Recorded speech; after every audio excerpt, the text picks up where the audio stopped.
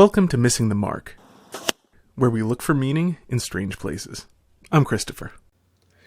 This video is a conversation I had with Arad of Zarathustra's Serpent. It's about Nietzsche's ideals, or Nietzsche's philosophy, Nietzsche's ideas, and in particular sort of what his ideal was. Now, I want to explain why I, a Catholic, would be talking about Nietzsche, because I think many people will get it, especially Nietzsche scholars, but for those who aren't, just to give sort of an explanation, that there are three basic responses, three basic types of atheism, three basic responses to the belief that God does not exist, whether assumed in the case of the agnostic atheists or not.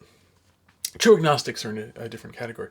But anyway, so the three possible responses, the first one, probably the most common, is what I call the rabbit response. That is to say that one retreats from being a human being into being just sort of a, bipedal, hairless rabbit. One follows one's instincts, you find food, you reproduce, you do all the various instinctual things common to pretty much all of the animals, and nothing more. You will occasionally find this sort of, that sort of atheist engaging a little bit of thinking, kind of essentially in a manner very analogous to what masturbation is to sex. It's occasionally a little bit of it's fun, don't take it too seriously, don't really do anything with it. That's, and you can generally tell this type, by the way, because there's somebody who doesn't even realize that if God is dead, all things are permitted. They haven't gotten that far yet. Some of them are hedonists, many of them aren't, because their passions don't, their instincts don't tend to lead them in that direction. Some of them are. Of course, they go in that direction. It varies. It's a pretty wide thing. I'm painting with a broad brush, but that tends to be one of the basics. Don't do things on the basis of, reasoned conclusions, do things, on the basis of just sort of herd conformity, instinct, and so on. May occasionally get confusing because, science throws a slight wrench into that. But science is essentially just finding the things that you want in a particularly clever way. So it's still answering all those things. There's no concept of a greater good or a higher good or anything like that. There's just, trying to find, the alfalfa to chew. And science essentially amounts to being really, really, really clever at finding that alfalfa. So you find that. There is... I take as a subset of that the hedonist, by the way. The sex, drugs, and rock and roll, using all three of those the drugs literally, but the sex and the rock and roll metaphorically. No, actually, the sex literally too. Anyway, that's sort of a subset of that. The second one is the pure nihilistic response, the giving up, that nothing has any purpose, so just not trying, roughly speaking. Sometimes with or without suicide. That's a particularly uncommon one. And then the third possible response, in terms of categories, is the Nietzschean response to atheism, to what Nietzsche called the death of God, by which he means, by the way, the inability of many Westerners to believe in God anymore. And of those three, that to me is the only vaguely respectable option. The second one you don't really need to worry about too much, but in any event, just utterly and completely giving up there's nothing to respect there. And wanting to be a rabbit rather than a man is also not really respectable. It's that third response, the Nietzschean response, which is, and it also, from a Christian perspective, is very interesting for philosophy precisely because it's like considering things in photographic negative. That Nietzsche is a brilliant, brilliant thinker. He was fundamentally wrong about God being dead, although that was his experience of the world, that he could not believe in God. But given that, everything else he did was, for the most part, correct. Often wrong because it was premised on an incorrect premise, but nonetheless entirely correct based upon that premise. And so, as I said, it's worth looking at Nietzsche from a Christian perspective, precisely because he was a brilliant man. And even where he was wrong, he would be exactly wrong. So it's like looking at a photographic negative. You still have all the information there. You just have to know to invert things to get at what actually is. So, with that introduction, it was a very, very interesting conversation. I hope you guys enjoy it too. So, here you go. All right. So I think since there was criticism about me when it came to Nietzsche and liberal democracy, I will start by explaining why I think Nietzsche is compatible with liberal democracy, why the idea of the overman, the Superman, is compatible with the liberal democracy, how it plays inside it. But then I will explain why the Superman is actually not Nietzsche's ideal. And after that, maybe we can talk about, because I can take it to pop culture, and I claim that pop culture lives up to Nietzsche's ideal. We can talk about that. This That's is the part I'm looking forward to, just because I somewhat came to a similar conclusion myself years ago independently, which is why I was so interested by yours. But yeah, let's start with Nietzsche, because he's not widely studied. I'll just say that I just uploaded a week ago a video called Zarathustra's Whip, which talks about some of that stuff. So I explained in that video the gay science. The gay science is basically, the idea is that it's an alternative to the science, the rationalist science, which of the Enlightenment, which wants to eradicate suffering in a way which, like, for either you overcome wars and diseases and all that, and just eradicate them, and get rid of scarcity as well.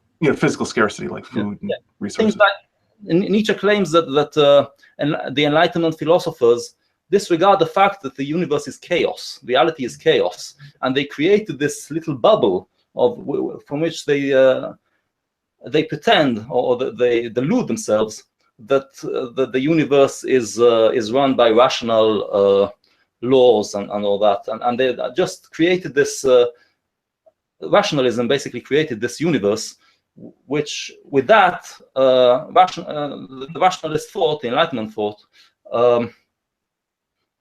basically protects itself. So, as an alternative, the gay science wants to accept everything and learn to turn it in good. Everything that is considered bad, is considered suffering, we're going to rationalize it to good. So if a disease, for instance, Nietzsche suffered from a disease, he rationalized it in a way which turned it into something good. He said, this is the thing that by battling against it, I achieve high, power and what doesn't kill me makes me stronger. Yes, this whole idea that, or for instance, chaos. We accept that the universe is chaos and find a way, rationalize it in a way that will make us happy. So and so this in the book. Speaking of which, just because gay is in English has somewhat changed meaning, the original, which is something like der fröhliche Wissenschaft, the gay meaning happy. And the idea of the happy science being the science in a sense of happiness, but how to become happy. Basically, how to what's called amor fati, the love of love your fate. Basically, he says, I want in one day, I want, this is in the book, The Gay Science, to be able to say yes about everything. So meaning that everything that happens to you, you enjoy. So so the gay science is rationalizing it in this way, because it's not just you say, oh, chaos is good. You have to rationalize it in a way and which create a coherent worldview, which says that this is good and disease is good and death is good and all that. All those things that today with selfishness, things like that, which we are told are bad, we are going to, because we feel our body actually wants to be selfish. Yeah, our body wants to live, so it doesn't want to die. But you know that death is a thing. You want you want order in your life. You don't want it to be chaos. But so you find a way to rationalize it in a way that make you happy. Now, so like I said, in the gay science, he says, I want to reach a point where everything will be, where I will say yes about everything. Everything will bring me happiness. And this is the Superman, which in his next book, in Thus Spake Zarathustra, this is the ideal which Zarathustra presents. Basically, is an ideal for all of humanity. Humanity, this is the utopia. Humanity has to reach this point where we will all live like that. It's an ideal alternative to what he calls the last man, which is what the Enlightenment created, which is this man who is just but the most pathetic of all men. Yeah, the least impressive of all men. Yeah, mediocre, and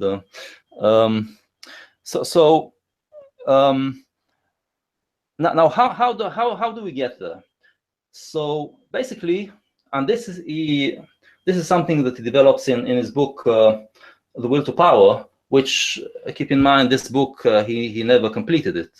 He collapsed, and it was completed after his collapse. So we don't know exactly what he wanted to be in there, and the things that are in there are taken from his notebooks, and there are things that he has written over many years. No, his philosophy changed over these years, but he is talking about the Superman. The way that it is presented, or the way we get there, is, he says that basically the society of today, this bourgeois liberal democracy, is the bedrock, is the base on which the free spirits, as he calls them, the great men, the free spirits, they can operate. Basically by just with each other, creating, thinking, and creating new ideals. And he says in the past, again, it's also gay science. He says it's actually good that we've created this mediocre society, because we've created this base, because in the past the great men would enslave the mediocre people. Now the mediocre people are strong, so they can so they will not be enslaved. But that also means that we can the strong men, the masters, yes, we can set them free, and they will create this what's the word?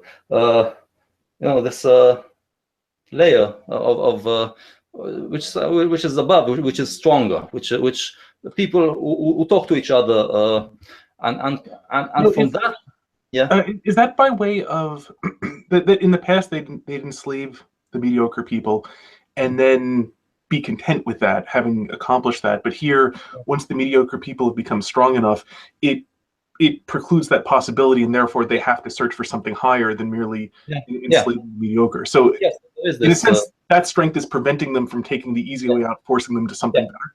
Yeah, or higher is probably better. Yeah.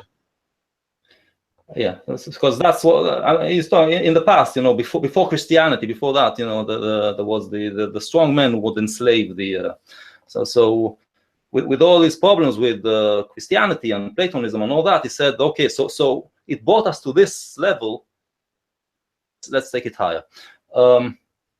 So does that produce something of a dichotomy, which actually does feed into what's described in that accepting everything, but that the liberal democracy produces very strong mediocre men, and so you've got the last men, which he despised, but on the other hand, the very strength of this thing which he despised itself, for though bad in itself, it was good in that it would prompt the higher men to go higher than they had previously been prompted to do. In the introduction to Beyond Good and Evil, he says, this is the bow has been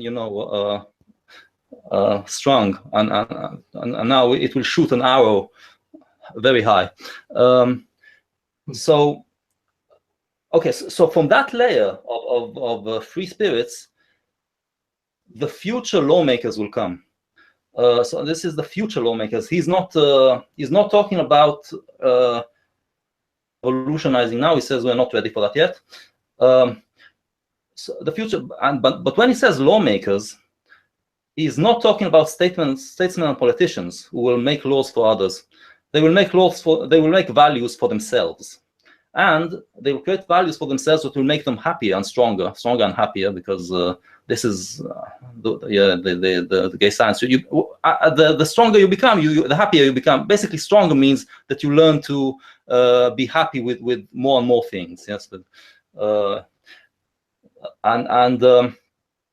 okay, so this, and they will pull people who want to come after them.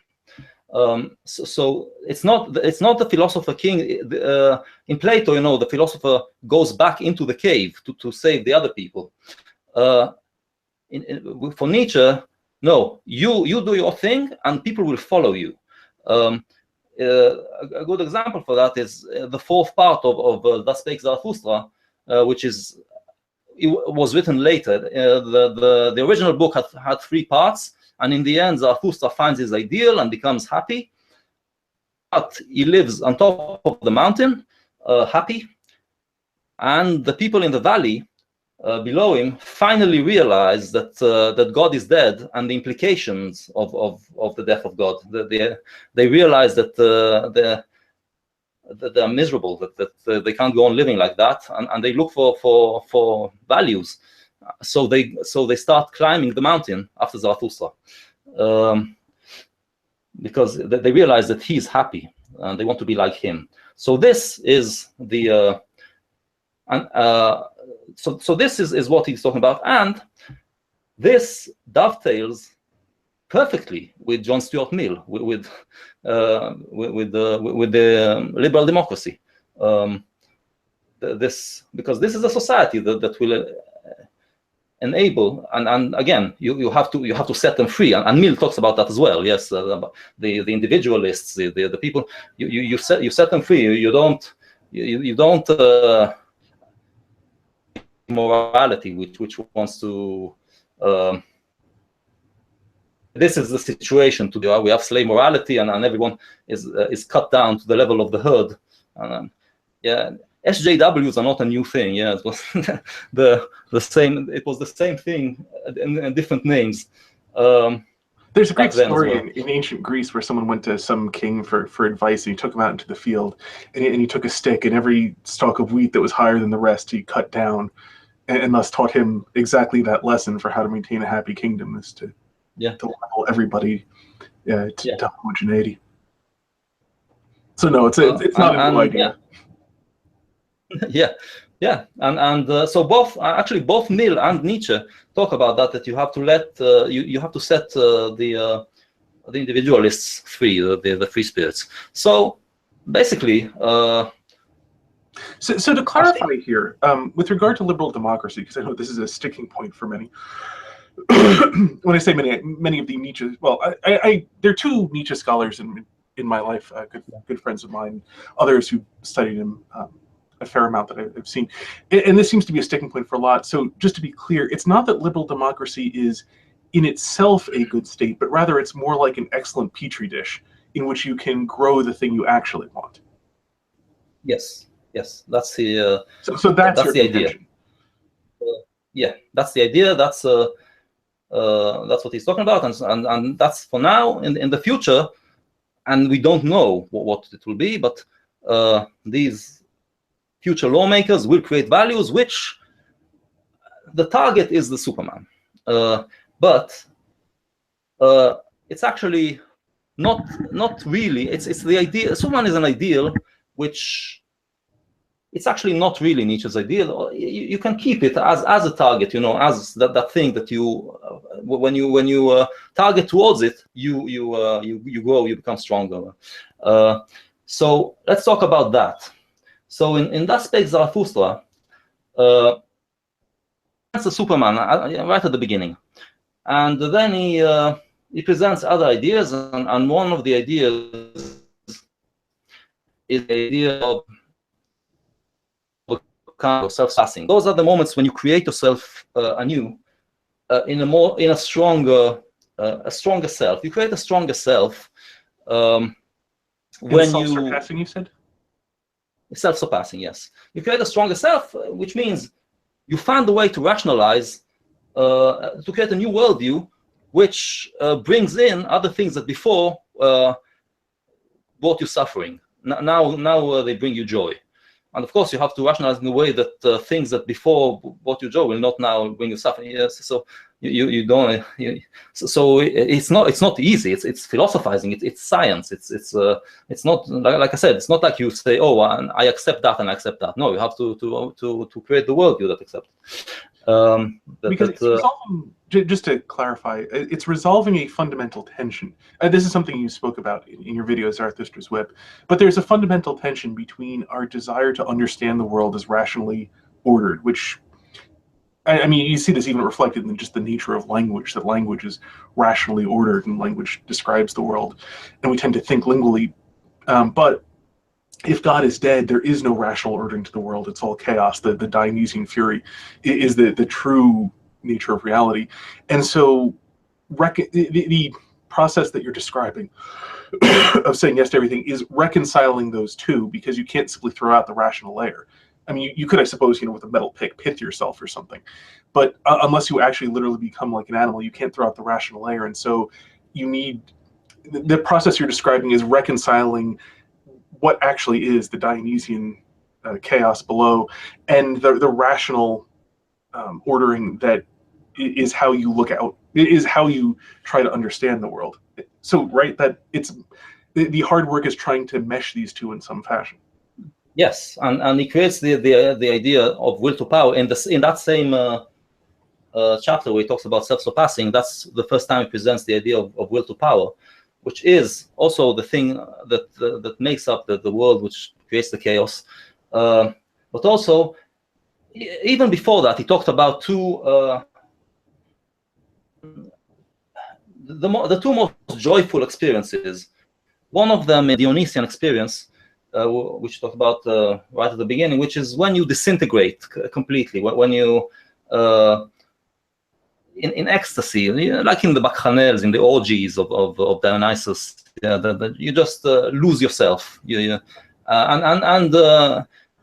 talked about how the Greek took those bacchanals of where people would just completely go wild and forget themselves when drinking wine and all that. And the Greek took that and turned it into art, which in the tragedy, that chaos, because the thing about tragedy is that it shows it shows reality to be without rationality. Yes, at least the early tragedies of Sophocles and before him, what was his name? So you can experience that for a while, and then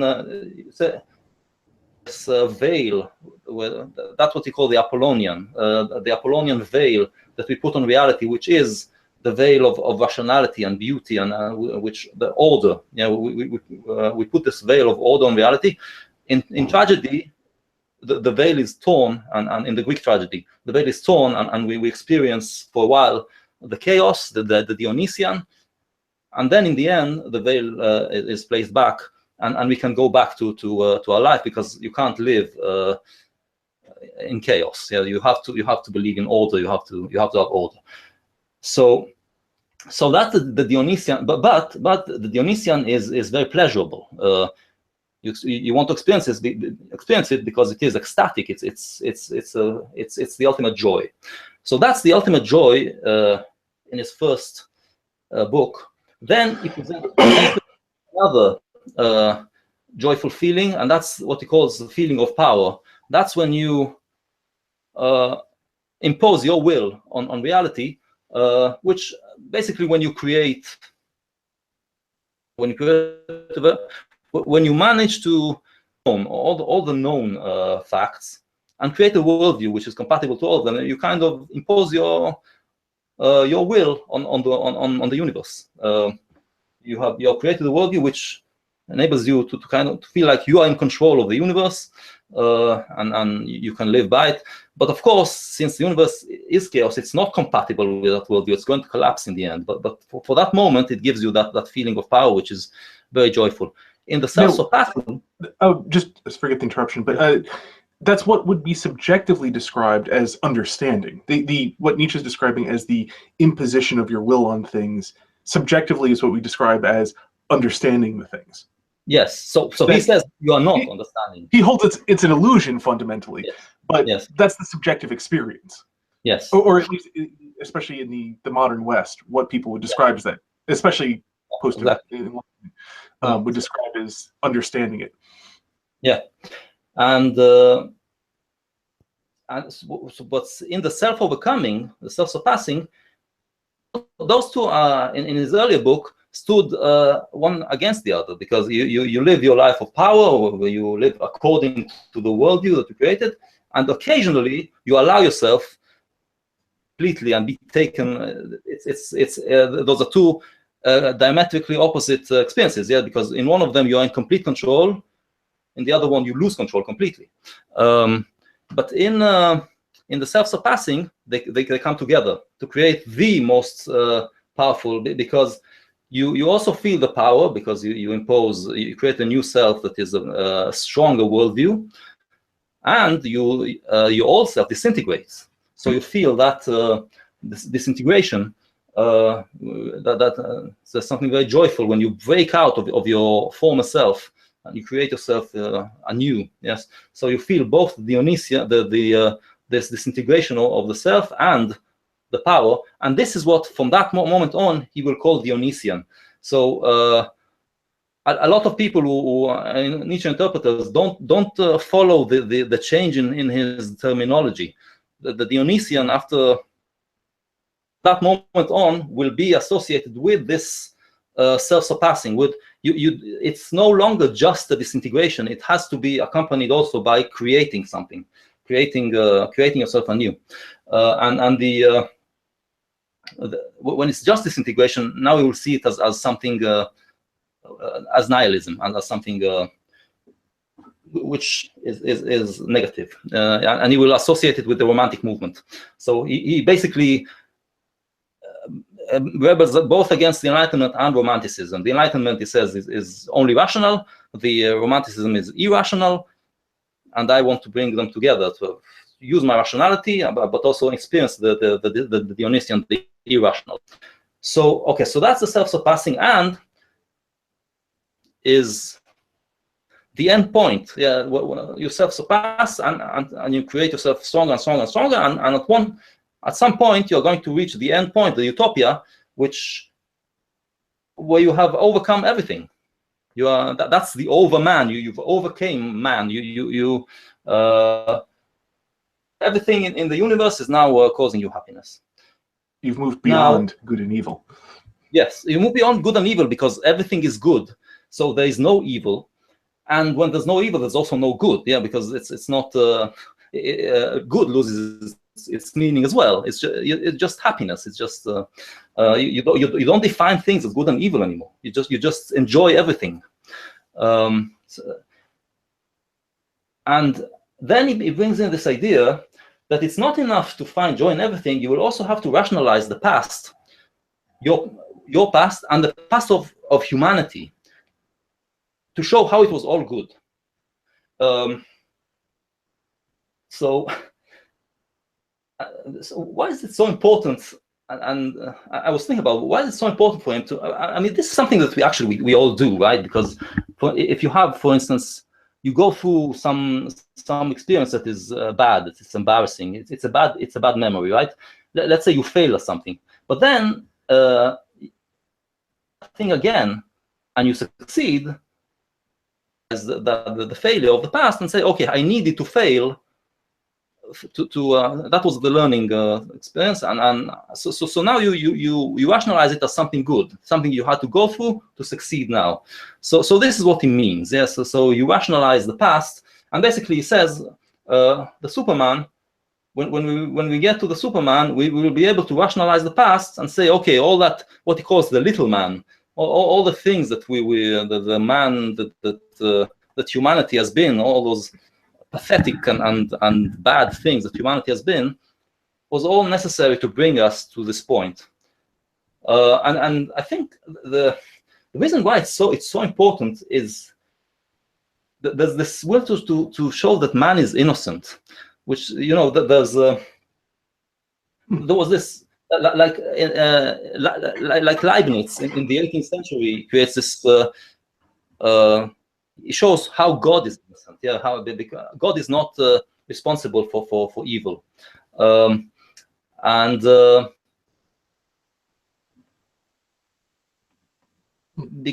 this battle between the relation that that everything that man did in the past, it's the bad, was actually just his immaturity.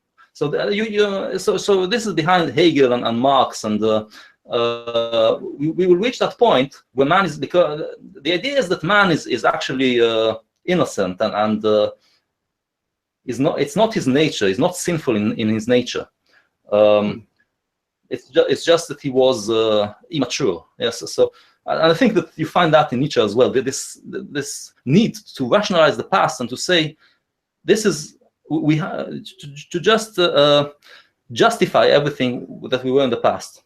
So he says, okay, and so that's when we. I'm sorry, that's really interesting, because Nietzsche would seem to be the one who shouldn't need to do that, since, I mean, if you've gotten to the point of being beyond good and evil, then you don't really need to have been innocent, because of course the evil of the past that you were is also just part of the thing which you accept, and therefore brings you happiness. So yeah, in theory, Nietzsche should be the one person of all these people who shouldn't need to do that.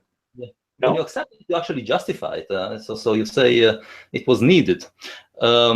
But yeah, like I said, but even if it wasn't needed, I mean, if you've gotten to the point where you can, you know, where you can joyfully accept death and suffering and ignorance and folly and so on, yeah, accepting those in the past doesn't seem to be too big a stretch. Yeah, and so it's yeah, like I said, it's a bit weird to me, and I think that it's not something that's why I said that I think he's just working within the tradition of Leibniz and Hegel and Marx. This need to show that you're innocent, that either God or man is innocent. So essentially, that Nietzsche was only human. Yes, yeah. Because I don't see why it's so important for Nietzsche. Then that's the thing. That is a really good point. But if you don't mind, this seems to be actually a fairly good point to segue into pop culture, in the Nietzschean view of pop culture that I really want to do. And it seems to me, if you wouldn't mind doing it, Nietzsche's view of Wagner, I think, would be a very interesting pivoting point there. Okay. Because let's just finish with the because okay, so and he said basically that the Superman will be the savior of humanity, of humanity's past as well. Yeah, we will be able to say about everything. It's basically the utopia. When you get to the utopia, you say everything, or like when you get to heaven, yeah, you say everything I suffered on earth was needed to get to heaven. So in utopia, you say, well, everything was needed. So we say yes. We needed that to get to utopia. So, and then towards the end of part 2 and begins of part 3, he begins to think about time, and he brings in the concept of the eternal recurrence. And the eternal recurrence is basically it says that time is a wheel, time is a circle. Things will at one time will come back to this point, which we are in now, and will continue in the exact same way. The universe is a circle, so we will have this conversation exactly the same. You will be pulling on your beard in exactly the same way forever and ever. We will be doing this again and again forever and ever. defeats death. So you basically live forever. You will exist forever. So okay, so this is gay science managed to find a way to defeat death, because we will our earthly existence is eternal. We will live here again and again. But that creates a contradiction, because like we said, the Superman was supposed to save the past. We were supposed to bring to get to the point where we say, okay, everything was needed, but now to get us here. But if time is a wheel, is a circle, then the past will return. So we have done nothing.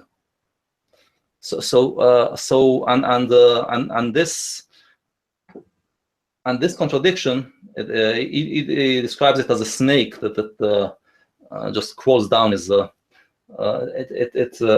throat. It's killing him. Yeah, it's killing him, and throughout part 3, it just eats at him, and he collapses, and he lies unconscious for 7 days, which is the 7 days of creation, and he comes out of it, and he says, I've created myself anew. Yeah, I've surpassed my old self, and he creates a new worldview, and the new worldview says this. Remember those moments of self-surpassing, the ultimate joy, yeah, the moment of ultimate joy where you feel he says those moments are so powerful, the joy is so powerful that it's more powerful than anything, than any suffering, anything. And the eternal recurrence will ensure that you will experience that joy forever. So basically you are in heaven. You are in heaven at that point, which you can experience several times during your life. Passing, you are in heaven, and you know that this heaven is eternal. So from this point, you can look back and you can look forward, and I say yes about everything. Everything, because everything was needed to get me to this point. The entire circle was needed to get me to this point, which is eternal, which is so it's not the tradition is that when you get to heaven, you look back and you say everything was needed. Here, he puts heaven inside history. In those moments, which you experience the ultimate joy, the self-surpassing,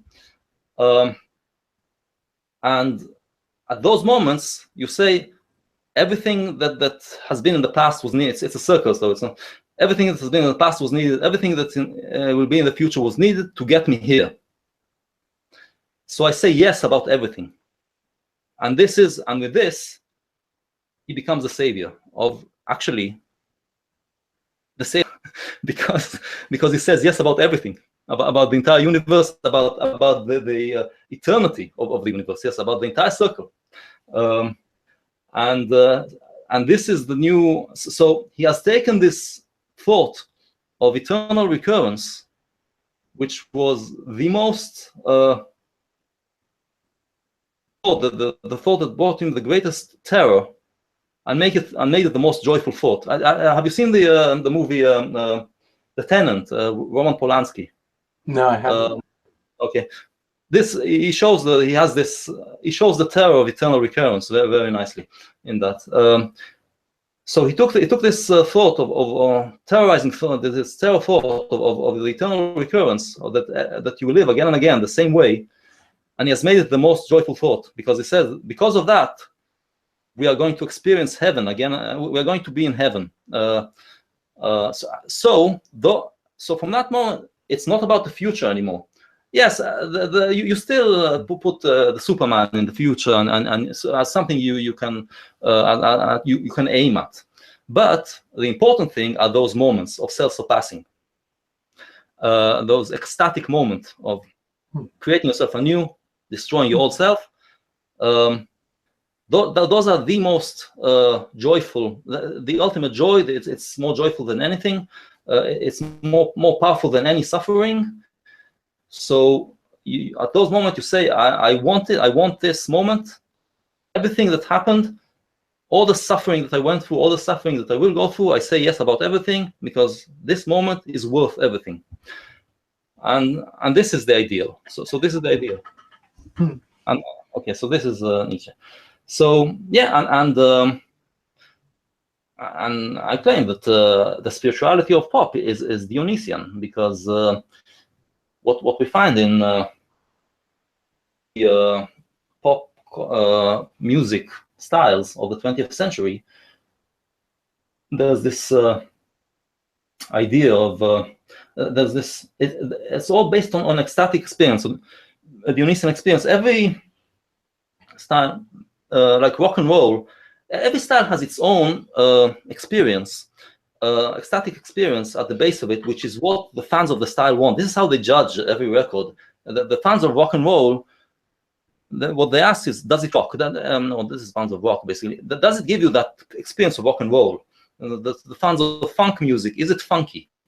And listen to rock and roll, to early rock and roll, and all the way up to punk, which is also a rock and roll. The ecstatic experience comes from this feeling of it's like you're singing, you burst out. It feels like the singer is screaming his guts out. No one sang like that before. It's screaming. That began with rock and roll. So there's this ecstasy of screaming and lashing out against the world. And then you have, the funk experience, which like a decade later in the 60s, this was black music. The funk is, everything is percussive and kind of multi rhythms, and it kind of creates this frenzy inside your body, and you have to move, you have to dance.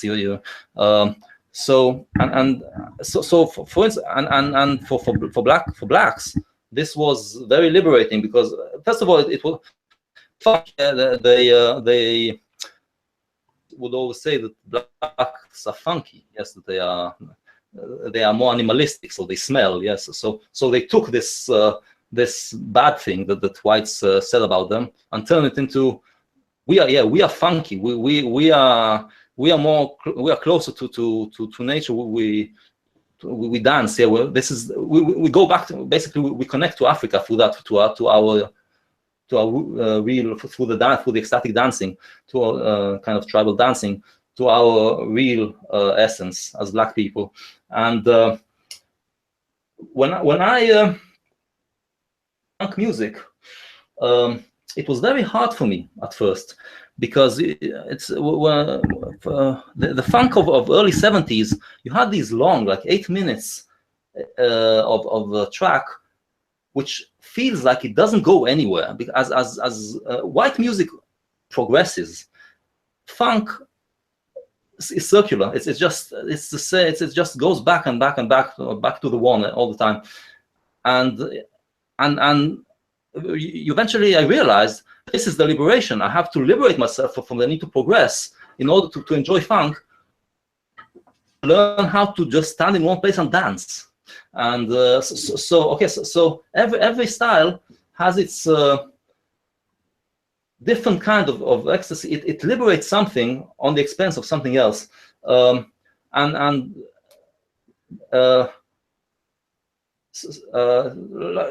like for instance, you have, those are urban styles.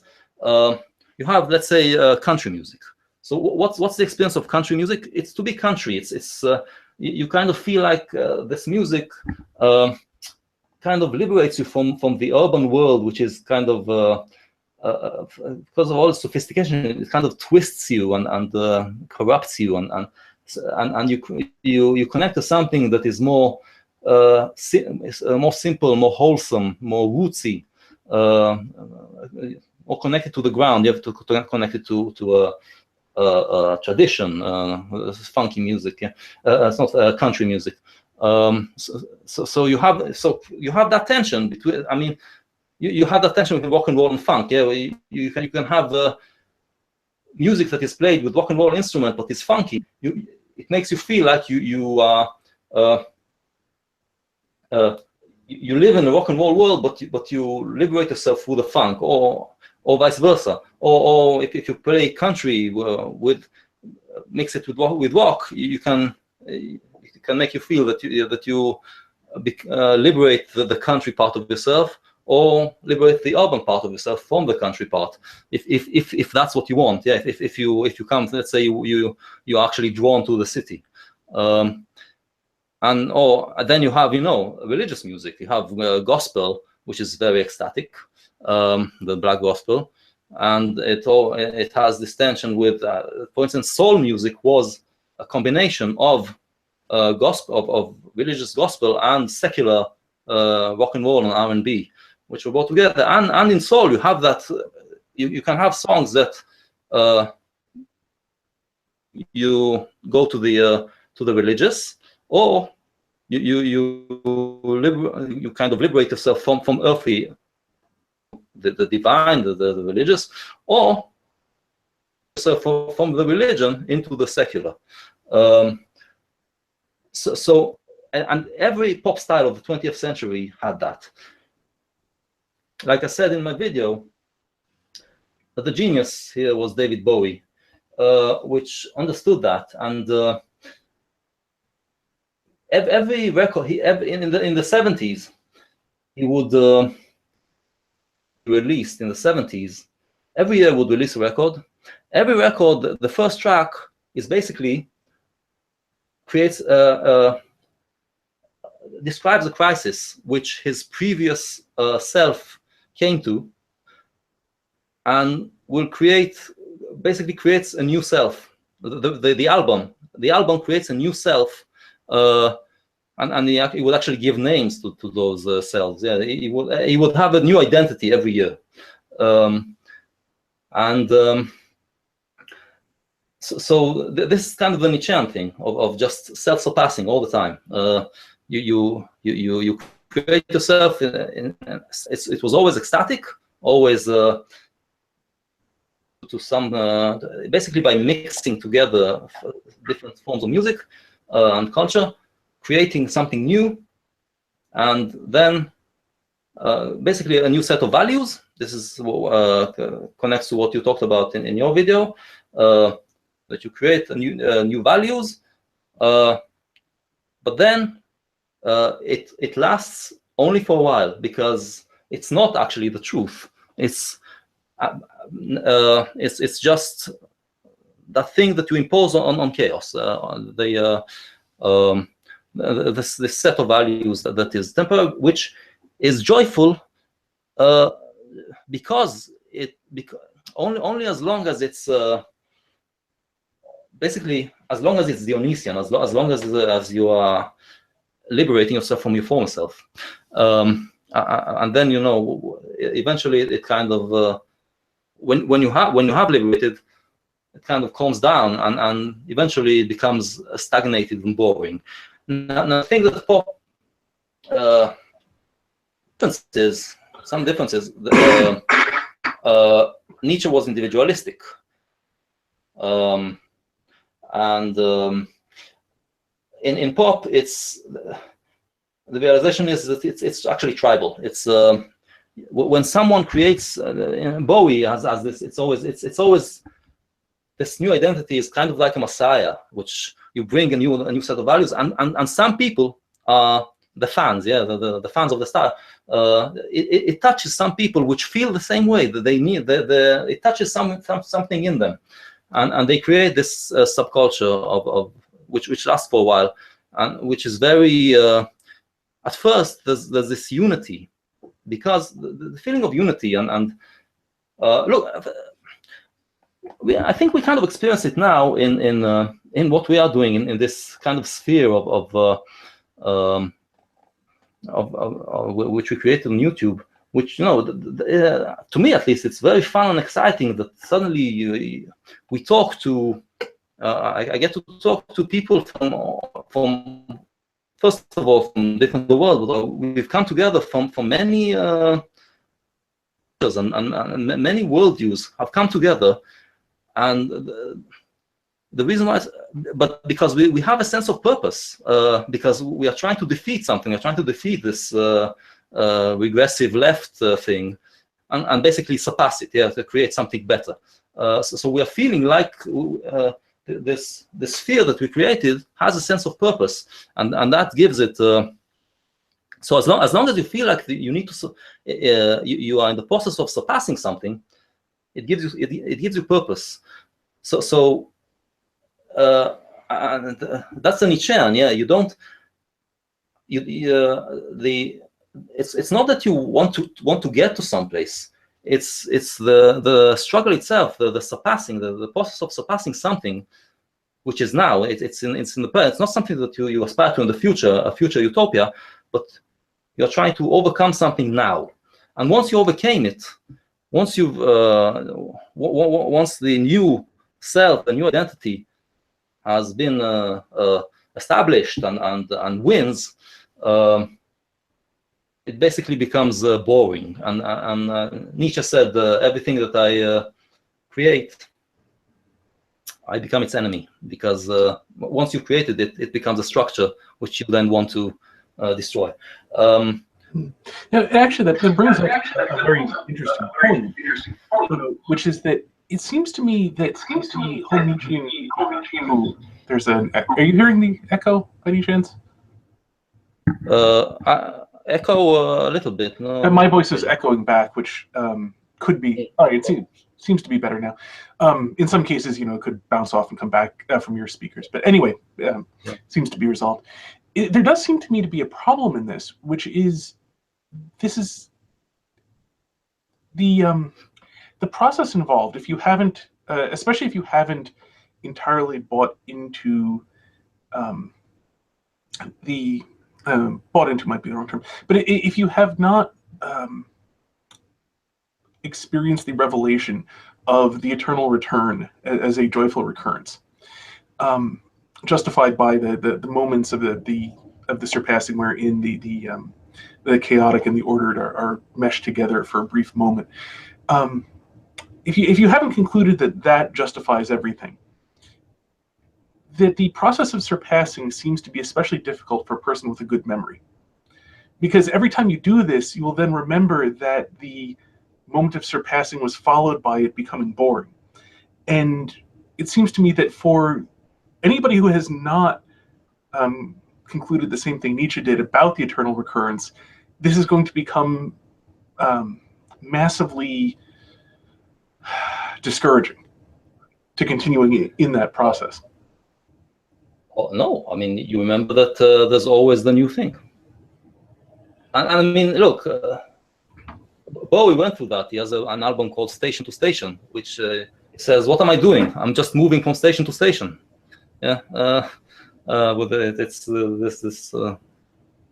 it was when he would start to create electronic music and create the sound of a train, musical sound of a train, which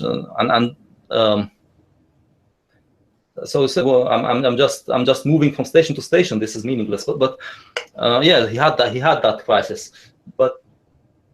And I always crashing in the same car, and he has in that period all those imagery of not understanding what exactly he's doing actually.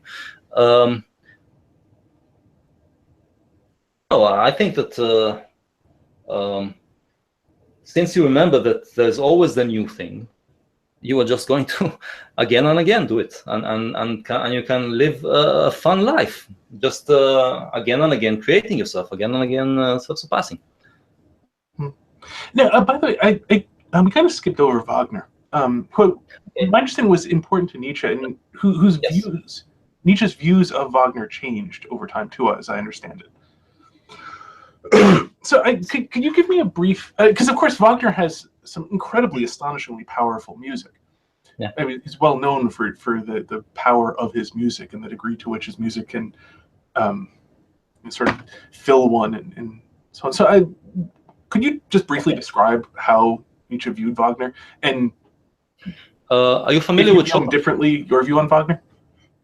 Are you familiar with the philosophy of Schopenhauer, which is very important? Yeah. Okay. Very, very, very, very, very past slightly. So essentially, no. Yeah, Wagner begins. Okay, Wagner begins as a romantic. If you listen to his 1840s, he had 3 operas in the 1840s. which it's the Flying Dutchman, Tannhäuser, and Lohengrin. And in all of them, you have this hero. They're trying to achieve something but fail because of basically the romanticism, the fact that the universe it's those tragedies, yes, and all of these operas are tragedies. The universe is not rational, and the irrational wins, but he also had this. Hegelian, so he had also came from. He was also influenced by Enlightenment, by the idea of you do need to do something with your mind, and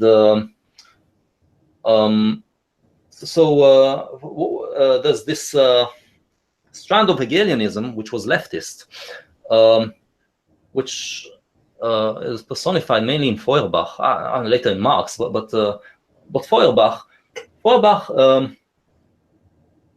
His thing was mainly the idea that humanity has it's basically taken its the best characteristics of humanity, and we've projected them on God, and now we are. He was atheist. So now that we've liberated ourselves from God, we realize that this is actually those things that we've attributed to God are actually best characteristics, and the greatest characteristic is self-sacrifice, because this is what Jesus is. Yeah? He sacrificed himself, and so salvation in Wagner, the heroes achieve salvation because basically a woman sacrifices herself for them. And in those three operas, a woman sacrifices herself to save the hero, and so we have a little bit of a good ending, or it's a tragedy, but a little bit of a good end.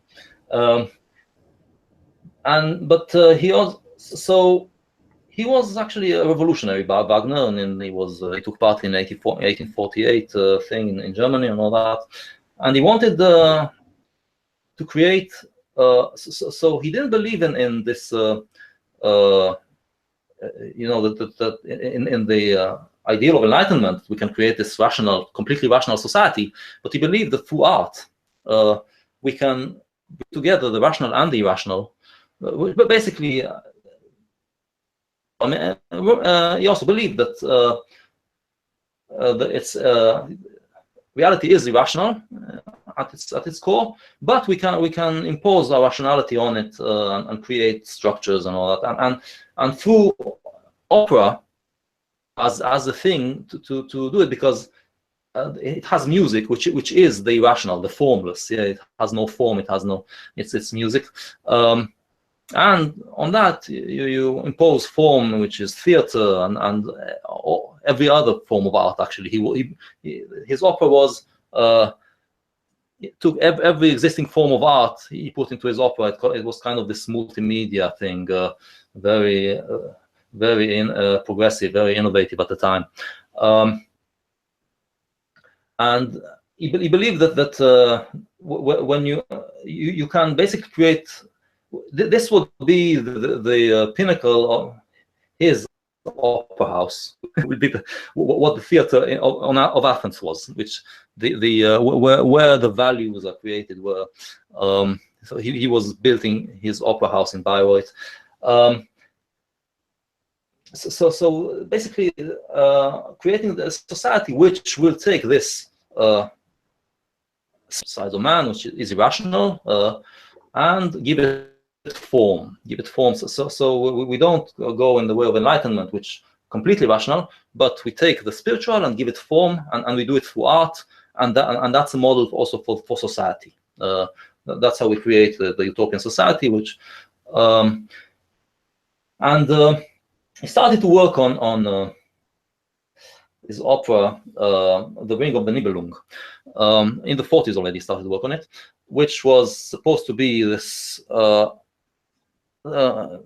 his vision of salvation, of humanity's salvation. Then 1848 happens, and he experiences the revolutions in Europe, the Spring of Nations, and he experiences the failure of the Spring of Nations. He becomes pessimistic, and Schopenhauer basically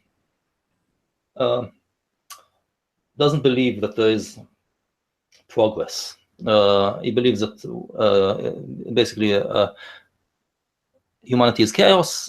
We can impose structure on that. Reality is chaos. We can impose structure on that chaos, but we can never create something utopian. Never create something perfect.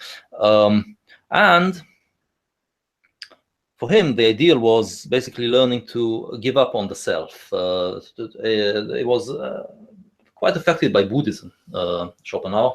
The idea that you basically transcend your ego, yourself, and just through compassion. You feel compassion to everything. You realize that we are all part of the oneness of existence. You feel compassion to everything. Become this, and so you see the difference from Nietzsche, because Nietzsche was very influenced by Schopenhauer, because this whole idea of chaos. But on that, he was fundamentally different. Yeah, I'm kind of used to thinking offhand and not with good justification of Schopenhauer as a poor man's Nietzsche. No, that the fundamental difference is this, because Schopenhauer also, like Nietzsche, he kind of deified music. Music for him was the to him the reality was basically just will, not will to power like Nietzsche, but will, which is something a little bit different, but also chaotic. And music for him was the thing that, but it's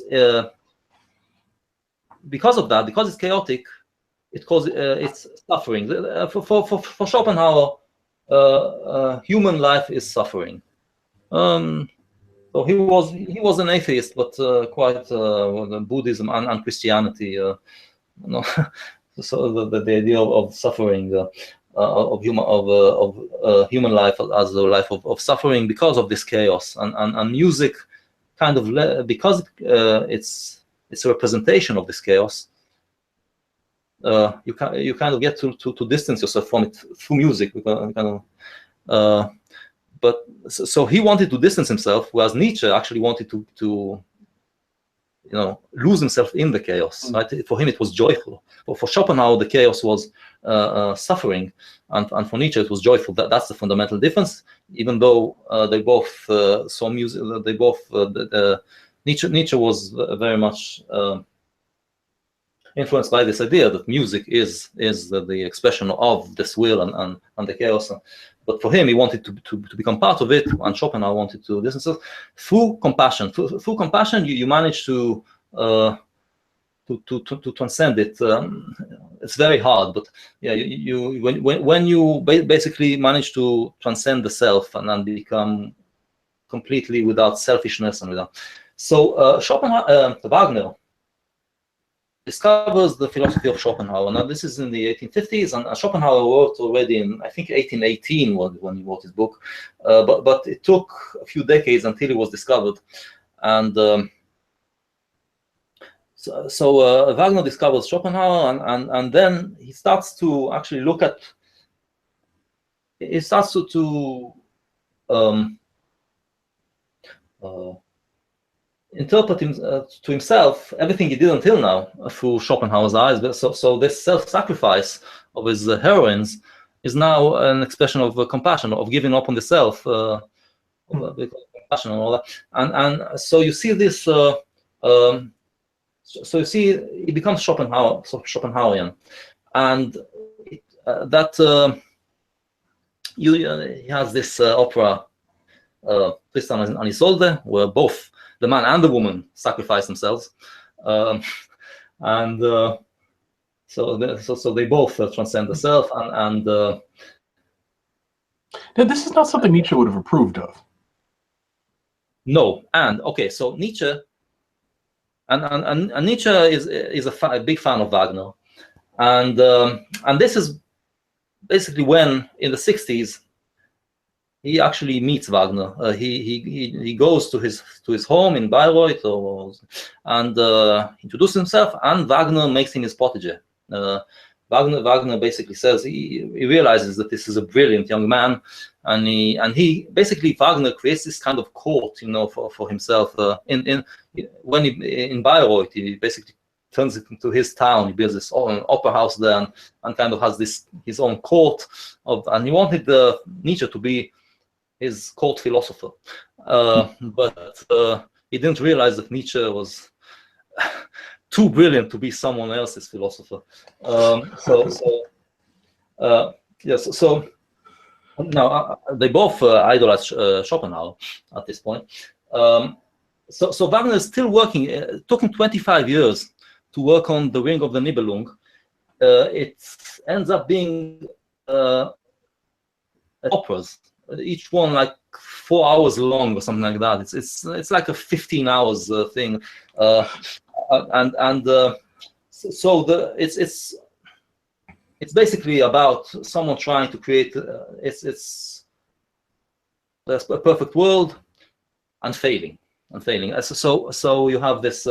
It started out as when he started writing it, it was supposed to be the key to humanity's salvation. How then in the process he finds Schopenhauer, and he becomes pessimistic. The hero fails, and when Nietzsche sees that, this is where he starts to feel starts to distance himself from Wagner. And then Wagner, his last opera was Parsifal, and Parsifal is kind of a nature's child. Is an idiot savant. I don't know exactly where he grew, but he basically knows nothing. I think he was raised by wolves or something like that.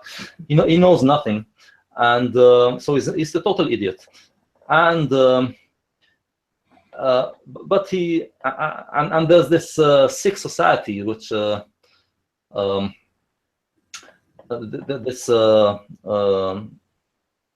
this evil wizard has cursed, and many knights. It's basically the King Arthur's guys. It's what's his name? So it's not Percival. Yes, it's Parsifal. It's basically based on the King Arthur thing. Like Lancelot. Yeah, no, I don't think Lancelot is in there, but it's the same. It comes from this society of knights and and also it's the same mythological characters. Parsifal is Sir Percival. He was one of the of the Round Table. So every night, basically, many knights go out to try to save this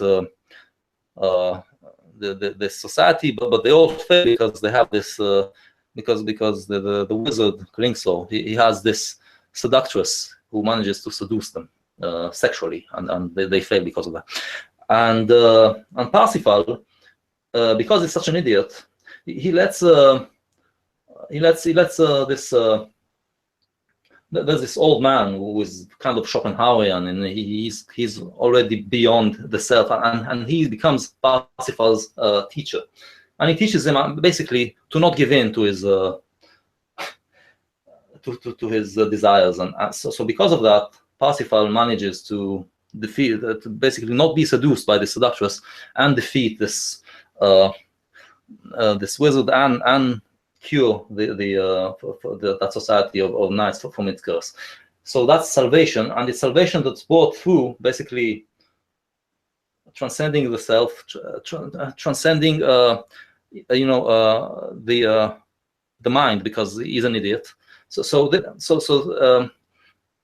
so Nietzsche said that's what we come to. The Enlightenment, what's supposed to bring us this to liberate us, to make us free thinkers and all that, and Romanticism was supposed to free the spiritual, the instinct, to make us man. free feelers. And here we have this Parsifal, who is both an idiot, so is has no brainless and has no instincts, and this is the image for Wagner. This is the image of salvation. He basically he accuses Wagner basically of bowing down before the cross, which isn't exactly true, because it's not really the cross. Parsifal, it was seen as a Christian. It's more Buddhist than Christian, and but a lot of superficial similarities between the two. Yeah, it's more Buddhist. No fundamental disagreements, but superficial similarities. Yeah, and so this is what. So this is where he really. That became for Nietzsche. Question: What happened? What happened to Wagner? What destroyed him? And this is when. So this was very important for him. He starts to criticize his criticism of Enlightenment and Romanticism. It's always Wagner is always in the background. He's mentioned in every book, in every one of Nietzsche's books. Wagner is mentioned. Even in Zarathustra, he has this, there's this magician, which is basically it's Wagner. It's a character, Now, what did Nietzsche make of the power of Wagner's music? Because, as I understand it, for a while he had seen a lot of potential in Wagner's music, but then came to conclude that it was more intoxication than. He saw Wagner as the embodiment of the man who imposes his will. The man imposed this idea. He managed to, because everybody laughed at Wagner.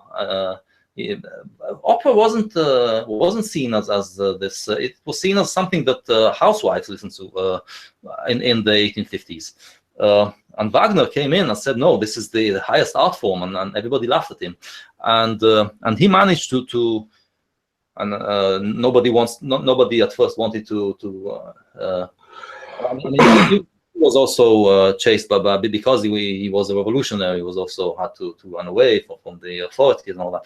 But in the end, he managed to basically build his opera house, impose his will. So he was this, for Nietzsche, was this heroic man, and the music was, of course, the music, an amazing artist, of course, yes, and who managed to give form to his vision. Created for instance, Wagner created this idea of what's known as the leitmotif, which is that because before Wagner, operas were basically, songs, arias, and then recitative. People were singing the dialogue, kind of.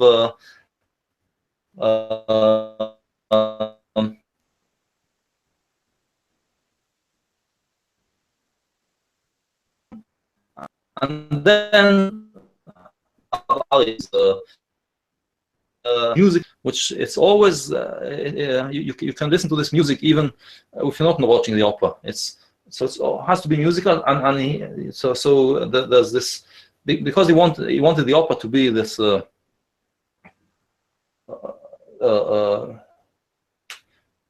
basically to bring all the arts together, and he created this idea of the leitmotif, which is this something that identifies every character. Every character has its own melody, has its own theme. I mean, this was adopted later by cinema. If you for instance, look at Star Wars. Yes, every character has its own theme, has its own music, and you hear Darth Vader's music before you see Darth Vader. You know that Darth Vader is coming. Okay, and So and the music can play. If it's Luke Skywalker's, if you hear the music being heroic, that Luke is now being heroic, and if the music, it's the same music, but it's played it's played sad. So so through that, you create something that is theatrical, and that's going back to Wagner.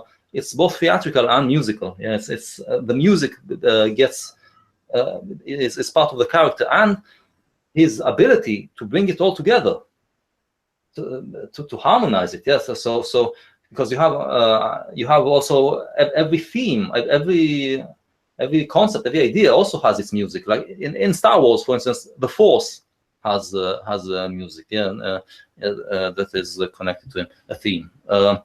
And Wagner, every idea also had its music, and so at times, you have this character on stage and this character and this and they're singing about this theme. So the music has to give an expression to all of that. It has to be also the of the characters singing and the theme of what he's singing about, and bring it together.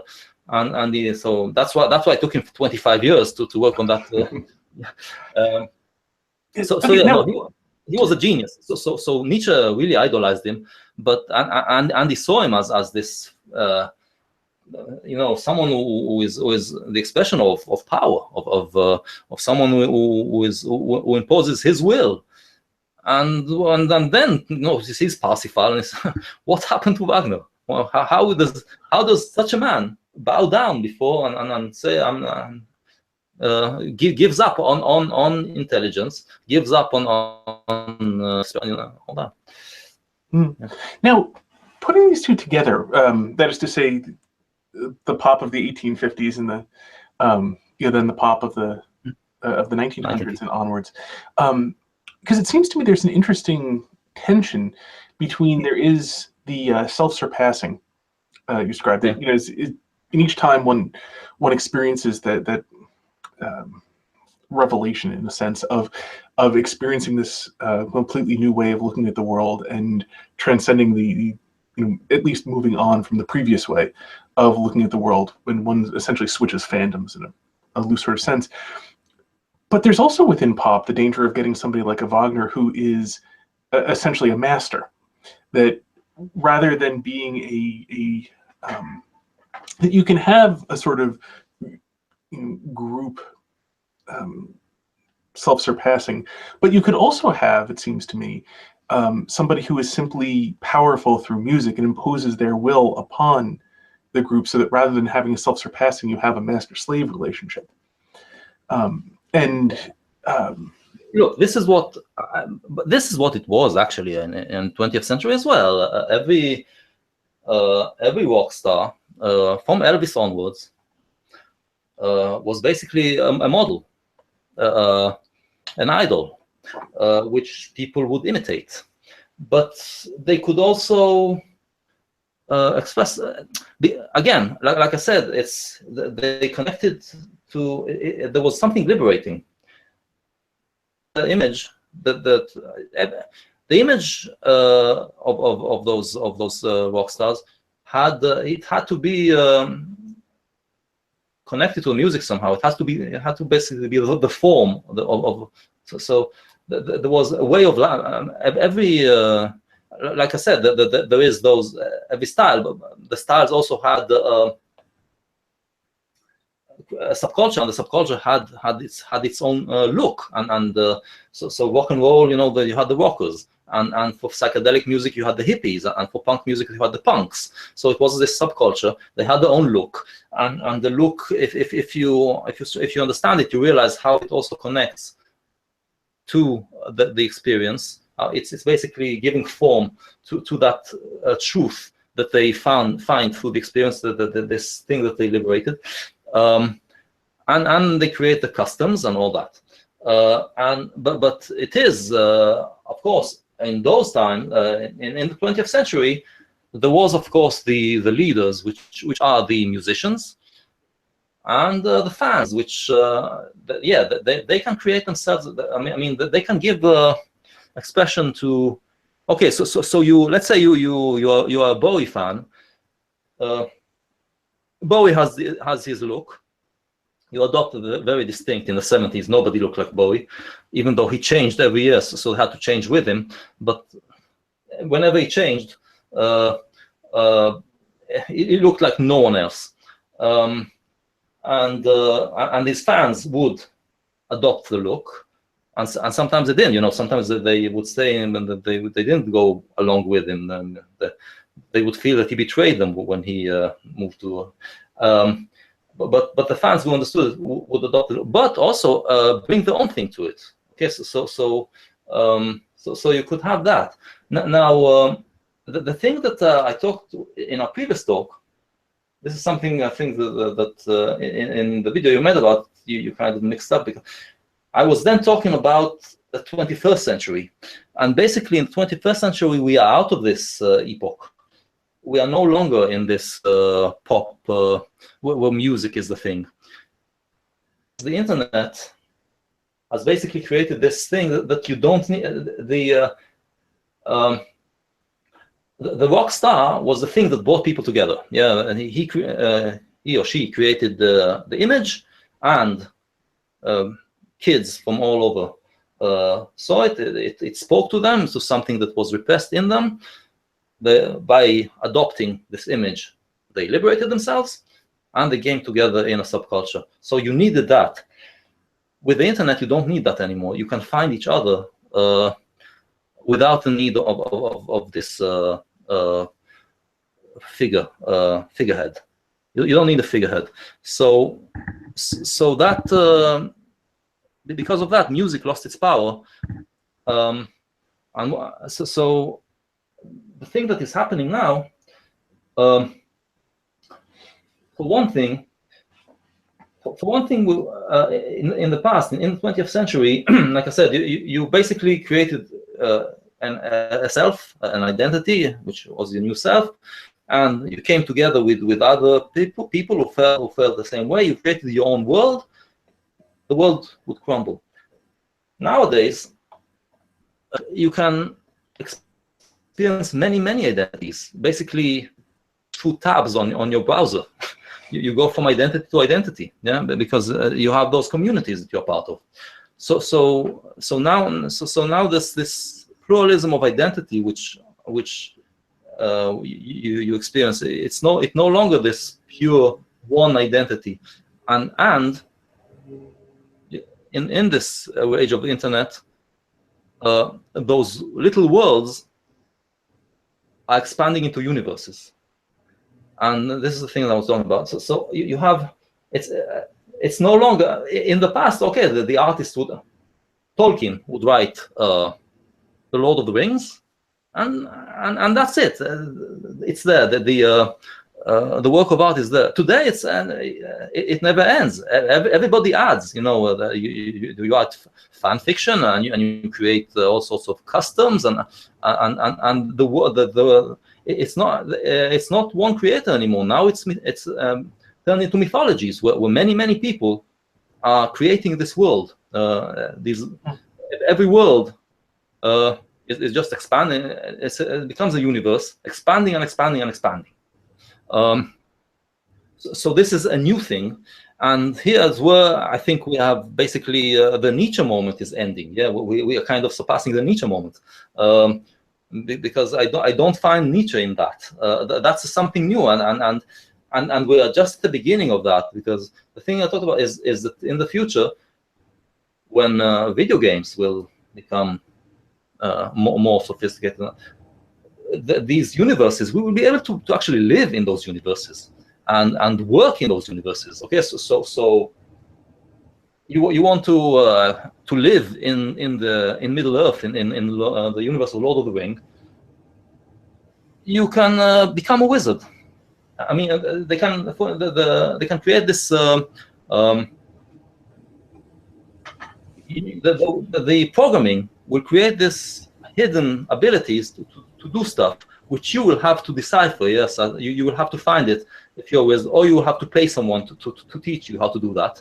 And then people will, first of all, pay you to teach them, or pay you to do tricks or whatever, because they are part of this, or pay you to come with them on all sorts of adventures. And this is just one example. Yeah, so you can be in a different world where people will pay you to build them spaceships.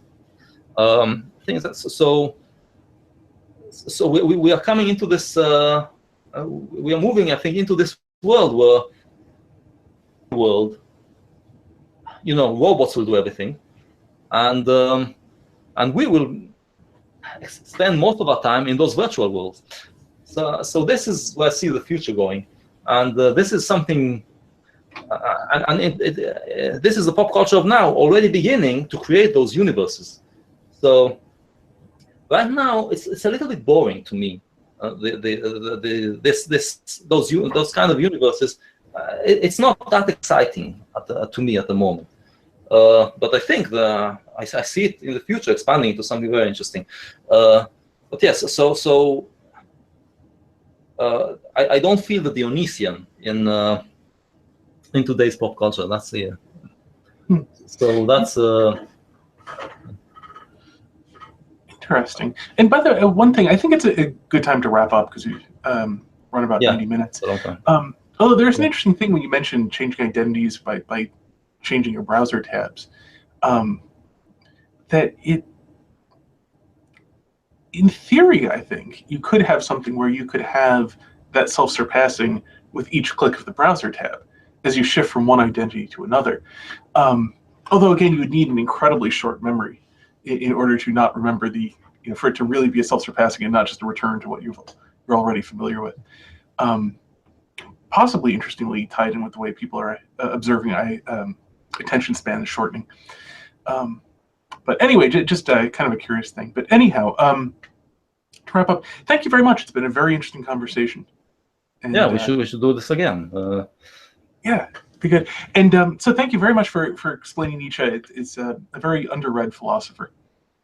And so thank you. Pleasure. Well, I hope you enjoyed watching that conversation as much as I enjoyed being in it. There's just one quick thing I want to add. Arad had said that in the Christian perspective, that all the sufferings of this life were necessary. We'll see that they were necessary to get to heaven. And that's not quite true. It's irrelevant to his point, which is why I didn't interrupt him at the time. But it's not that the sufferings of this life are necessary to get to heaven, but rather that the sufferings of this life still worked towards the good. And so it's the interplay of God's goodness with our free will, that it would have been better for us to make all good choices. But nonetheless, God's goodness is so great that he can work goodness even out of our bad choices. And so even though we do evil, even though we suffer, that this suffering does become useful. It's not that God could not have worked the good without this, but rather that that God can work the good even with this. So it's a point that's very important to Christians. It's, as I said, it doesn't really bear on what Arad was saying. But I did want to clarify that one point from the Catholic perspective.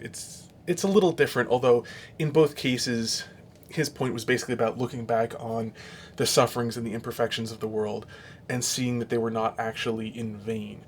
And that part is true. That was his main point, and that part's true. So, anyway, hope you enjoyed that, and until next time, may you hit everything you aim at.